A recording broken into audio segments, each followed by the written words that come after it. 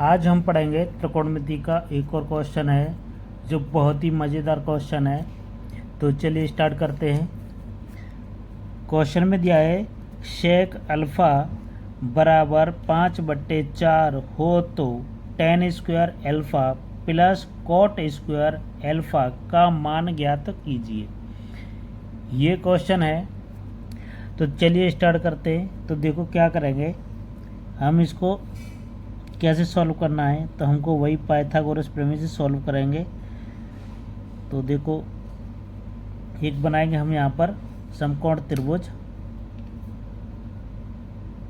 ठीक है। अच्छा सा नहीं बनता लेकिन जैसा ही बनता है आपके सामने है। ये ए नाम देंगे, इसको बी और ये सी, ठीक है।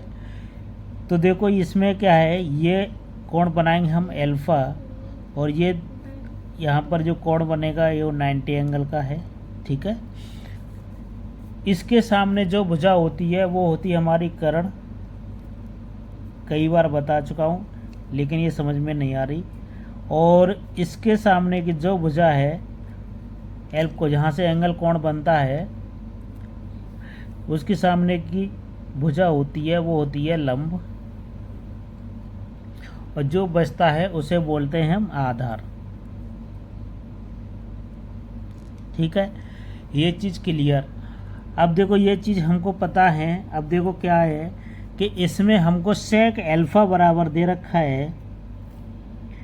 तो सेक अल्फ़ा बराबर 5/4 ये होता है हमारा क्या, कर्ण बटे आधार, ये होता है। अब देखो यह कैसे पता करेंगे। देखो हमने ये एक बताया था शॉर्ट कि लाल बट्टे कक्का से हमको पढ़ना है। तो देखो ये होता है, ऊपर का होता है पहले साइन आता है, फिर कॉस आता है, फिर टैन आता है, फिर यहाँ से कॉट हो गया, यहाँ शेक हो गया, और उसके बाद आता है कुशेक, ठीक है। तो ये है हमारा सेक। तो कर्ण बट्टे आधार होता है। तो कर्ण बट्टे आधार ये हो गया। तो कर्ण की जगह पे हम क्या लिखेंगे, 5 लिखेंगे। आधार की जगह पे क्या लिखेंगे, 4 लिखेंगे। हमको निकालना है लंब। तो लंब निकालने के लिए हम क्या करेंगे कि हम पाइथागोरस प्रमेय को जानते हैं। तो यहाँ लिखेंगे पाइथागोरस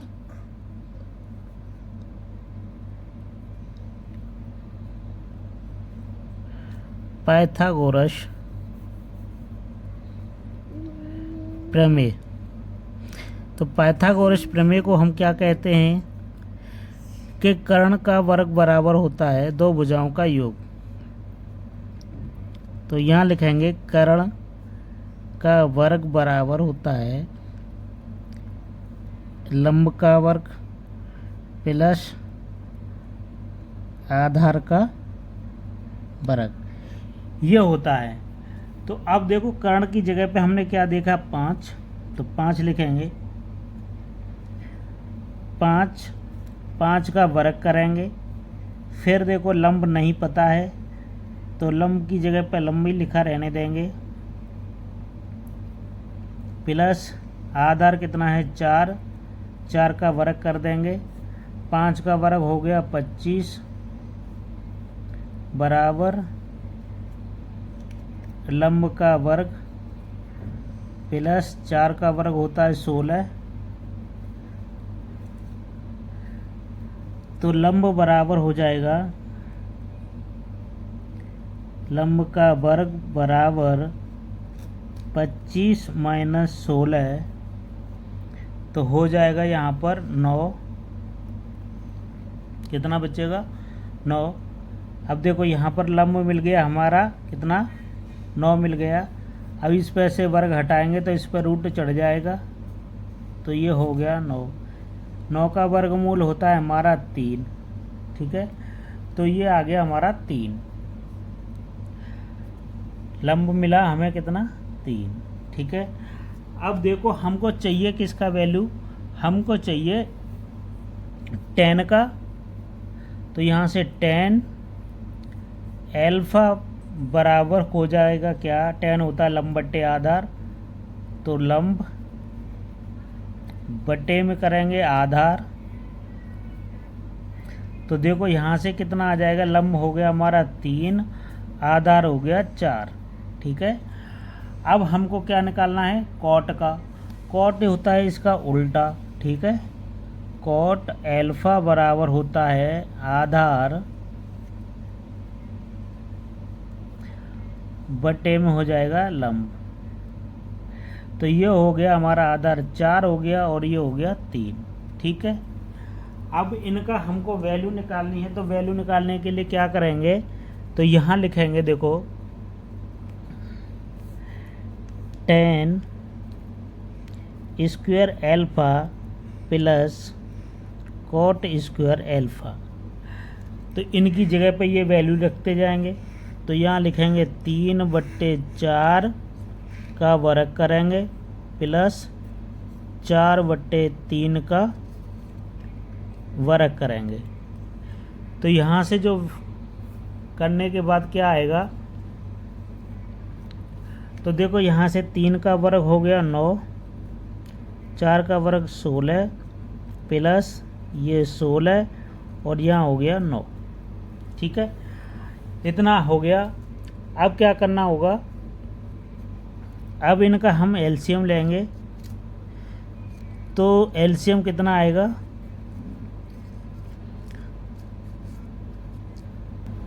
यही आ जाएगा हमारा, देखो 16 × 9 आ जाएगा। ठीक है, तो इसे करेंगे तो 9 6 देखो 54 होता है, और 54, 9 एकम 9 और 9 और 5 14, 144 हो जाएगा। ठीक है, तो अब देखो क्या करेंगे कि यहाँ पर 9 पहले से है तो यहाँ पहले से लिख देंगे।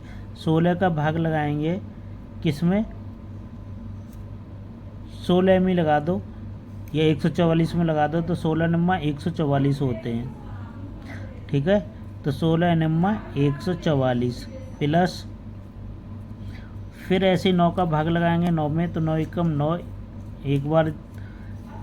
ठीक है, इसका भाग लगाएंगे इसमें कितने में, 44 में, 144 में 9 का भाग लगाएंगे 144 में, तो ये जाएगा हमारा 16 बार। तो ये हो जाएगा 16 × 16। ठीक है, ये चीज़ हो जाएगी क्लियर। तो देखो अब क्या करेंगे, यहाँ पर 9 में होता है 81 प्लस 16 में 16 होगा 256 और ये हो जाएगा 144। ठीक है, तो देखो अब क्या करेंगे, ये देखो एक बार चेक कर लेते हैं, यही होगा कि अलग होगा। तो कह 6 × 36, 36 हासिल के 3, 6 एकम 6, 6 3 9 हो गया, 1 छिक्के 6 हो गया और 1 एकम 1 हो गया। तो ये हो गया 6 और 9 6 15 और ये एक हासिल का लगा के 256। ठीक है, ये भी सही है। तो अब देखो क्या करेंगे, इनको जोड़ेंगे 256 और 81 को, तो कितना हो जाएंगे, तो ये हो गए 7 8 और 5 13 के 3 हासिल 1, तो ये हो गया 337/144।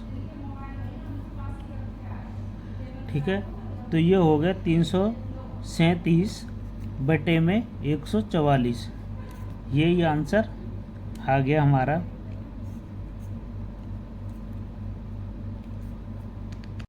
दूसरा क्वेश्चन है, यदि tan थीटा बराबर m/n हो तो sin थीटा cos थीटा का मान ज्ञात कीजिए। ठीक है, तो हमको tan थीटा बराबर दे रखा है, tan थीटा बराबर m/n दे रखा है। तो हम वही पाइथागोरस प्रमेय का प्रयोग करेंगे, फिर निकालेंगे। देखो कैसे सॉल्व करना है। कुछ लोग कुछ बच्चे अपने आप को स्मार्ट समझेंगे, कह रहे हैं ये क्या रोजाना करा रहे हैं, लेकिन ये क्वेश्चन हर कोई नहीं कर पाएगा। तो इसलिए ये मैं क्वेश्चन करा रहा हूँ आपको। तो ये A B और ये C। ठीक है, यह क्या है, ये दे रखा है हमको ये, ठीक है। tan थीटा बराबर m/n है भैया। ये एंगल हो गई, इसको थीटा मानेंगे। ये इसके साथ ये 90 एंगल का हो गया। ये हो गया कर्ण, ठीक है। अब तक तो सीख गए होगे। ये हो गया कर्ण, ये हो गया लंब, और ये बचा आधार, ठीक है। अब देखो tan थीटा बराबर क्या होता है, ये होता है हमारा लंब बट्टे में आधार। लंब बट्टे आधार होता है। लंब है हमारा m, आधार है n। हमको निकालना है कर्ण, तो पाइथागोरस प्रमेय का प्रयोग करेंगे। तो पाइथागोरस प्रमेय होती क्या है कि पाइथागोरस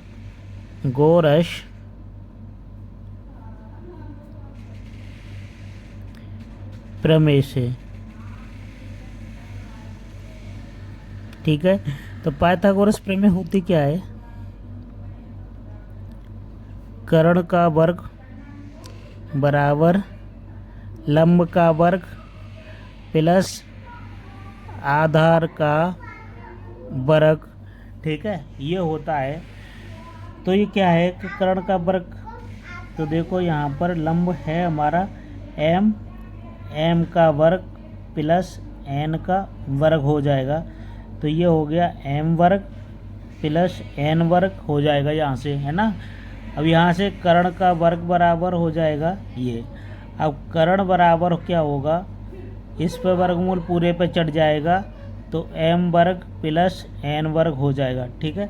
ये चीज़ आ गई कर्ण हमारी, क्या आ गई कि m वर्ग प्लस n वर्ग हो जाएगी, ठीक है। अब देखो हमको क्या करना है कि साइन थीटा और कॉस थीटा का मान निकालना है।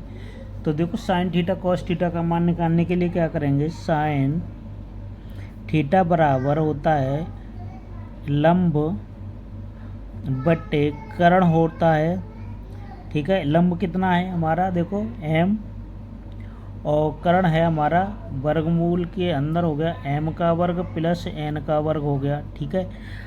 फिर उसके बाद cos थीटा बराबर क्या है कि आधार